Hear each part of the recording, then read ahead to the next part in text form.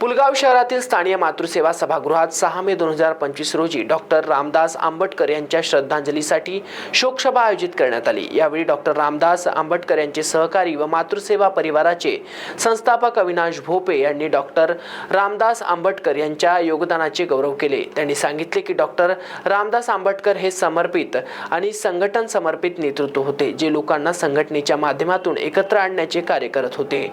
विदर्भातील विविध संघटनांच्या यशस्वीकर गाठण्यासाठी डॉक्टर आंबटकर यांचे कार्य फार मोलाचे होते, असे अविनाश भोपे यांनी सांगितले। कार्यक्रमाच्या अध्यक्षतेखाली रंगलाल केजरीवाल कनिष्ठ महाविद्यालयाचे समन्वयक नूरसिंह जाधव यांनी शोकसभेला मार्गदर्शन केले।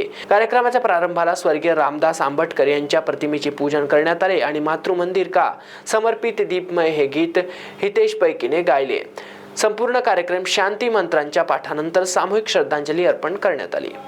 महाराष्ट्र T24 करिता संतोष देशमुख, वर्धा।